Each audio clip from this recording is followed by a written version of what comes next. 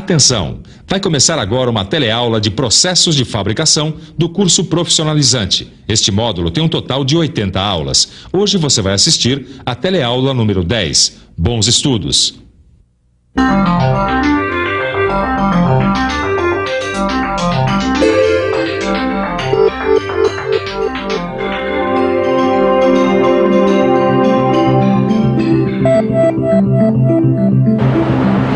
Esses são os produtos da laminação que foram cortados, dobrados e estampados.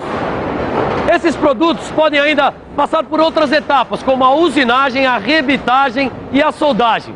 Quer dizer, várias operações estão envolvidas na fabricação de um só produto. Produtos intermediários, como as chapas laminadas, são usados na fabricação de peças de automóveis, aparelhos eletrônicos e em mecânica em geral. Para que a chapa fique com o seu formato desejado, ela precisa passar por um processo de conformação mecânica que determina o seu formato final, a estampagem. E esse é o assunto da nossa teleaula de hoje. Na teleaula de hoje você vai conhecer a estampagem, vai ver quais são as prensas usadas na estampagem e vai conhecer os tipos de estampagem. Os processos de fabricação estão ligados uns aos outros. Com as nossas teleaulas acontece a mesma coisa.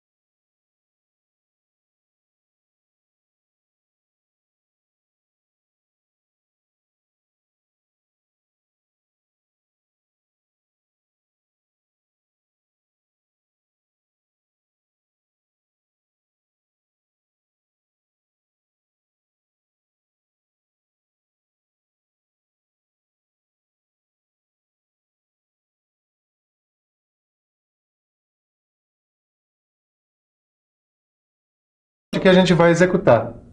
Vamos ver alguns tipos.